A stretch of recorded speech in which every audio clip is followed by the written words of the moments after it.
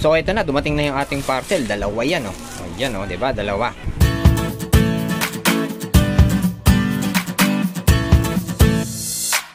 So yung isa na lang muna yung bubuksan natin. Ayan siya, ang Duralex C2 Pro. Unbox na natin. So case pa lang, no? Mukhang mamahalin na, yayamanin. Maganda, maganda. At pagbukas natin, ito na agad ang ating unit. So C2 Pro. So yan lang siya, manipis. Yan. Tapos ayun, mga 3 to 4 inches. Sakto lang, hindi ganun kaliit, hindi ganun kalaki. Tapos meron tayo dito, ito na yung kanyang charger. Type C to guys, Type C. Tapos ang haba ay mga half meter, yan. Siguro mga 1 foot. Dito ang kanyang microphones. Aha. So narito yung kanyang soft microphone. Ayan. So nakadikit na pala siya. Yan. Ito yung soft microphone niya. Pwede naman siyang palitan ng hard microphone. Yan. So ito, ginagamit to sa mga half face modular helmets. Yan. Kasi yan. Kakabit lang siya dito. Yan. Ganun lang siya kasimple. Pero tayo ay kasi naka full face. So malamang sa malamang soft mic ang gagamitin natin. So yun siya, no? Ito yung earpiece nya, ilalagay sa kabilang gilid sa loob ng helmet. So tabi muna natin. Next natin ay kanyang mga pads. So ito, kanyang mounting parts, accessories. Ito nilalagay ito sa labas ng helmet. Etong mga may adhesive, mukhang pang permanent na to eh. So kung saan mo gustong preferred na helmet ilagay, ito na talaga yung ikakabit mo para i-mount mo tong pinaka unit. Paano ba to? Ayun. So pag ganun pala ang pagkabit sa kanya. Yan, pagkadikit mo yan, salpak mo to. Yan. Tapos parang may pipindutin lang dito, susukitin, tatanggal na siya. Ito yung mga mounting ano niya, accessories sa loob. Meron pa tayo dito, siguro pang earpiece. Ito naman yung pang temporary. Example, may another helmet ka, no? Iipit mo lang yan, iipit mo lang. Ayun, medyo masikip siya. So matibay talaga siya, no? Basta ganun din yan. And meron pa tayo dito user manual. Dahil Pinoy tayo, hindi tayo masyadong nagmamanual. Diretso na tayo gamit. Basta umandar, okay na yun. Ito yung ating helmet. SMK. Medyo luma na, no? Yan, yun na yan. So dito natin siya i-mount. Ngayon, hindi ko pa siya totally alam kung paano i-mount. Alamin natin ngayon. So bago natin siya i-mount sa ating helmet, testing muna natin siya kung paano siya gumagana, no? Kung paano siya i-on, kakabit, or prepare, music sharing. Actually, yung music sharing ang habol namin dito eh. Kasi ako, tsaka si Mrs. mahilig mag-music. Kaso, kanya-kanya kaming music. Pero mas sana namin share, diba? Tapos, makakapag-usap kami. Masisigawan niya ako. Ay, huwag kang malagay dyan. Ang bilis-bilis mo magpatakbo. Ganyan-ganyan. Yan. So, una natin gawin, ikabit muna natin yung ating headset. So, dito lang naman siya sa ilalim. Yan. Make sure lang na nakapush siya, tapos sagad. Ito nga pala yung sa charger.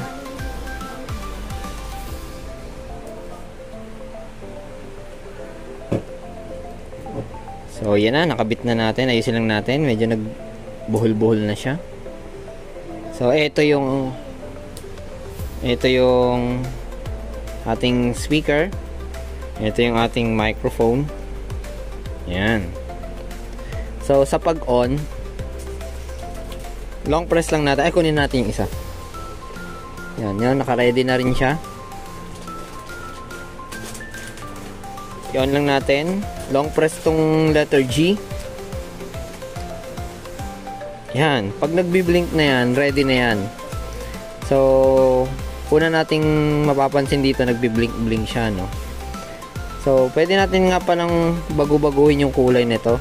Itong maliit na pindutan na to, yung M. O, diba? Napakaangas. O, isa pang pindot. O, diba? Isa pang pindot uli. Ayan, nagbabago-bago siya ng kulay, oh. Isa pang pindot uli. Ayun, mamamatay na. So, try natin yung orange. Medyo maganda yung orange, eh. So, yan na. So, dalawang unit natin naka-on na.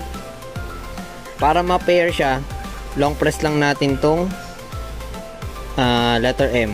Pareho, pareho. Pwede namang mauna to. Pwedeng mauna to. Pwede rin namang sabay. Tapos, may maririnig tayo. Teka, papakinggan ko lang. Ito muna unahin ko.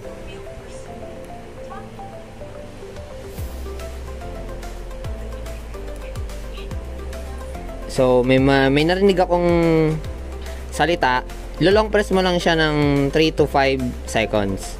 So, ang narinig ko, intercon connection mode. Parang ganon. Tapos, yung kabila naman, testing natin ito. Papakinggan ko lang din ulit. Pakinggan ko lang.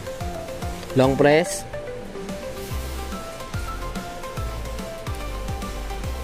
Oh, intercon on. Interconnection successful. So, sa state na to, mga guys, dapat makakapag-usap na kami. So, ngayon, ito gagamitin ko. Ito. Tapos, ito gagamitin ni Mrs. Ito, testing lang namin. Okay? So, mami, testing mo nga to. Ha? Sige nga, testing mo nga. Ito yung mic, ha. Magsasalita ako. Narinig mo ako? Narinig mo ako? Teka lang. Testing ka naman sa akin. Magsalita ka. Ayun, naririnig kita. Iyaw, no? So, okay siya. Ngayon, sunod naman nating ite-testing yung nasa i-connect naman natin siya sa phone. So, gamit ko ngayon yung phone ko. So, hihiram muna tayo sa anak ko. Hoy, nak! Tika rito. Pero mo ko ng tablet mo, nak. Nanonood ka nang? Mamaya na yan. Magte-testing muna tayo. So, let's say for example, ito yung phone natin. No, hanapin lang natin i-Bluetooth, i-on lang natin yung Bluetooth. Hanapin natin yung C2 Pro. Actually, ang gagawin ko dyan, i-prepare ko yan pareho. Yan. So, connected na yung isa. I-prepare ko rin to. Yan. So, yan, no? Both devices natin ay paired na. Ay, ang galing, oh. Kita rin pala dito. 80% ang kanyang battery. So, both ay, connected na. So, next natin gagawin dyan, once na connected na siya sa phone, sa device natin, via Bluetooth, double press lang natin tong plus button. Yan. Double press. Mami, pa-double press din dyan. Ano mo ba? Ito-double press ko yun sa'yo, ha. Anong maririnig mong sounds? Anong nakalagay?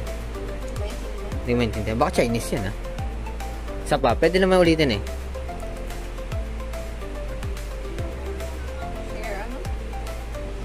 I think parang share on, share off lang yan, eh. Isa pa. Share on. Ito naman sa akin. Papakinggan ko. Hindi ka lang nahihirapan ako. Oh, share mode on. Yun ang narinig ko. So both devices natin, share mode on na siya. So, dapat maririnig natin yung music. Wala tayong music so play na lang natin yung pinapanood ng anak ko kanina sa pre-scene. Narinig mo? Ayun, papakinggan ko rin sa akin. Ayun, narinig ko.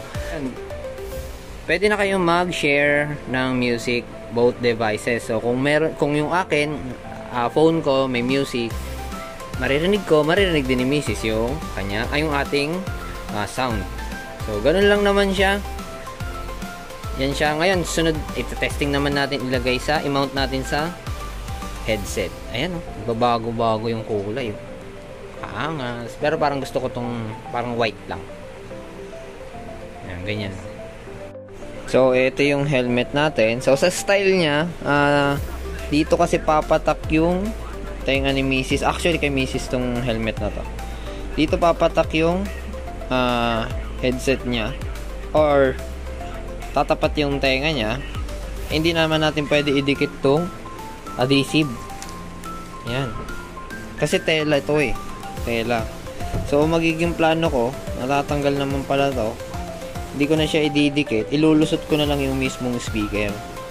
Tapos, itatago na lang natin siya papunta rito.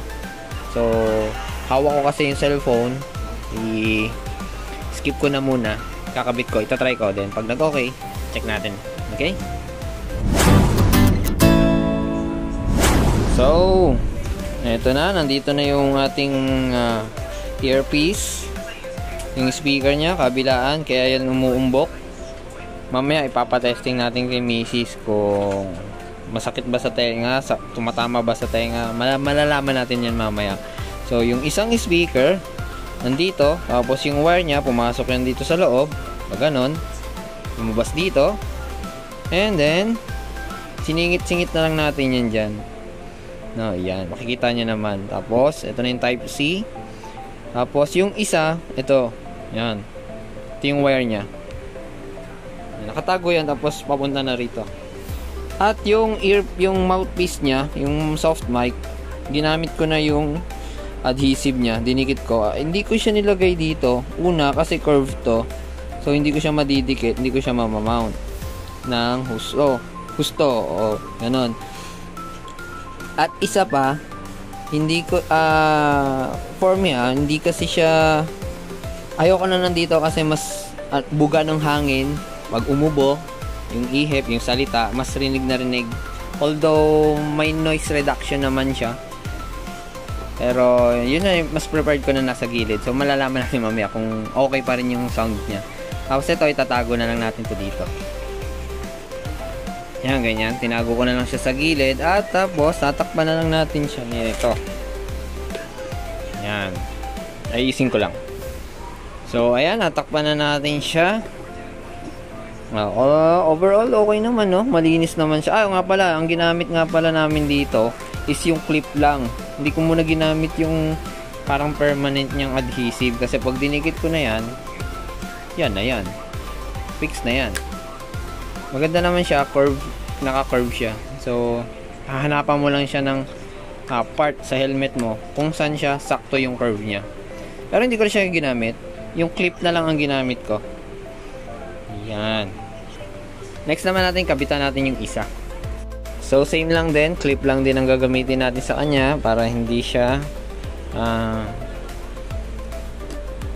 hindi lang siya maging permanent, no?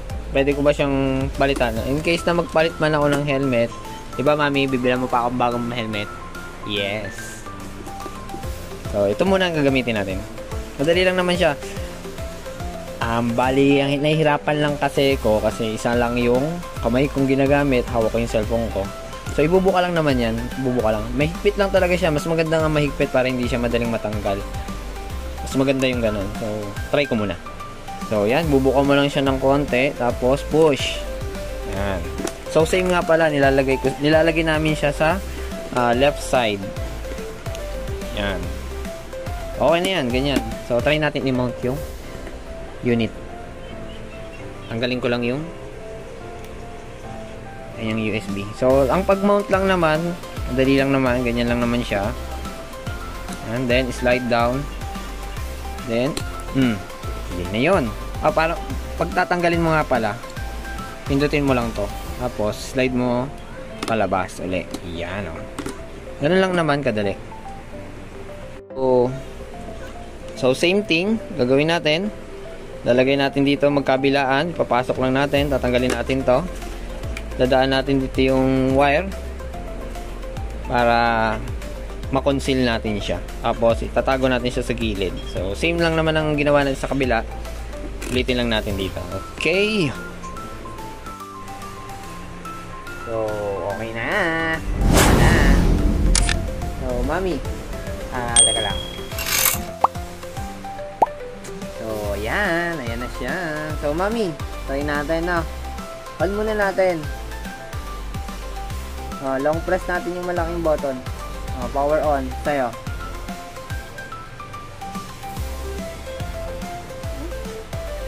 Automatic. May sounds ka? Wala. Long press mo to, mami. Kung gusto mo yung magsalita. Yan. Oo. Long press lang. 3 to 5 seconds. Intercon on.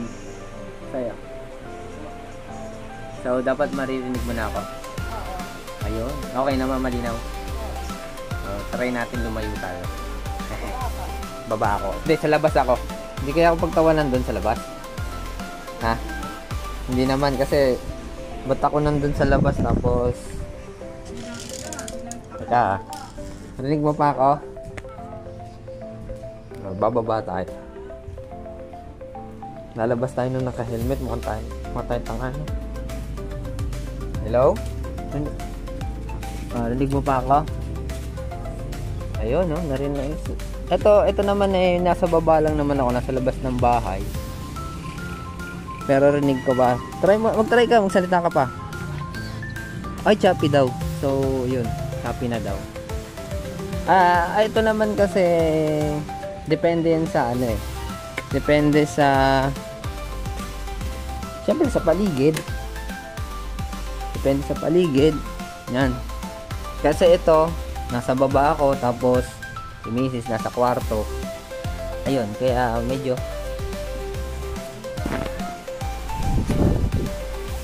ayan. Pero mukha naman siya okay. Okay naman siya. Siyempre, backride lang naman yan si Mrs. eh.